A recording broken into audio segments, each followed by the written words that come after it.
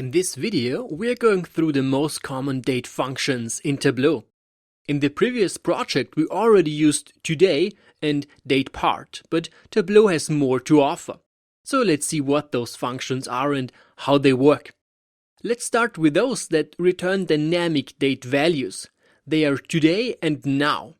Both of them work with empty parentheses, so there is no argument to specify.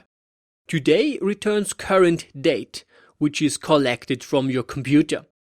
If the date of your machine is not accurate, today cannot return an accurate value either. It is the same thing with now.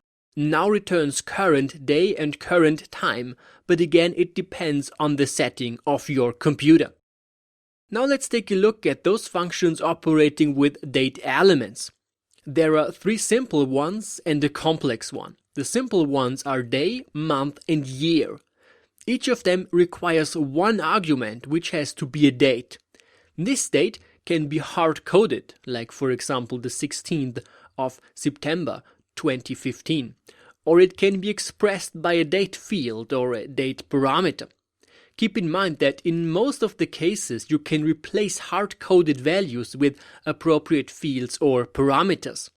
This will make your calculations dynamic and user-friendly. To keep things simple and understandable, we use static values to demonstrate what each function does, but there is always the opportunity to make them dynamic. So let's use the 16th of September 2015 as our example to demonstrate the functions day, month and year. Each of them returns an integer as a result of the calculation. So in this case, day returns 16, month returns 9 and year returns 2015. It's as simple as that. Don't forget that date and time need to be specified between hashes, so Tableau recognizes them as date and time. The separator between the parts is a hyphen. A more complex form of this kind is the date part function, which we already used in our previous project. You can think about date part as the combination of the functions day, month and year, complemented with some further options. Date part consists of two required arguments and an optional one. The first required argument is date part, which can be expressed by one of the following values. Year, which returns a 4-digit year. Quarter gives an integer between 1 and 4. Month returns an integer between 1 and 12. And day returns an integer between 1 and 366. Weekday returns an integer between 1 and 7. And week gives an integer between 1 and 52. So as you can see, date part always returns an integer. The second required argument is the actual date you use. This can be expressed in proper date form or by a date field or a parameter. The third argument is optional and it is called start of week. Here you can specify the day the week should start with. For example, if you use the weekday value for the date part argument, then it matters whether the week should start on Sunday, Monday or on any given day. If the argument is omitted, the start day of the week is determined by the data source. The next function is date name, which is similar to date part, but it returns a string instead of an integer. The arguments of the function are the same, thus date part, date and start of week, and the later is optional. If we take the following code with specified month and 31st July 2011, the result we get is July. If we replace month by year, we get 2011 and the data type of the result is a string, of course. If you want to convert strings to date or time, you can use the makeDate, makeTime and makeDateTime functions.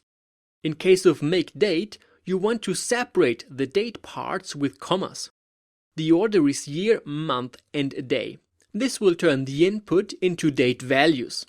The same procedure works for makeTime, where you want to specify the hours at first, then minutes and seconds. Again, you can separate them with commas. In case of makeDateTime, you would specify date at first and then time. Date can be a string or an actual date, but time must be date time. A thing to note, however, is that makeDateTime is available only for MySQL connections. MakeDate and makeTime are applicable for other types of connections. These functions are really useful for concatenating date and time parts, so you get fields of combined values as a result. At last, let's see some functions for calculations with dates. The first one is dateAdd, where you can specify a date and an interval, and dateAdd adds the interval to the specified date part. Consequently, the three arguments are date part, interval, and date. So if we have a code like month, 5, and the 18th of August, 28, the result would be the 18th of January 2009, since the expression adds 5 months to the date specified. The next one is dateDiff, which returns the difference between two dates. The arguments are date part, date 1, date 2, and the always optional start of week.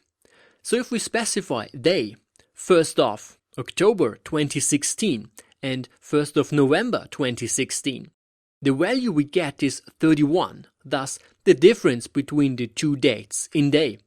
If we state month instead of day, we would get 1.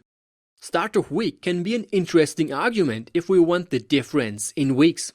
Let's say I want to know how many weeks difference there is between the 6th of November and the 9th of November 2016. If I specify Sunday as start of week, then I get 0, whereas if I specify Monday for the same argument, then the result is 1. This is because in the first case both dates are in the same week, since the 6th was a Sunday. In case of the second calculation, the week starts with Monday, so the dates are in different weeks. The last functions are min and max, which can be used for numeric values as well as for dates. In case of dates, you want to keep in mind that they can choose minimum and maximums only from two values or two fields.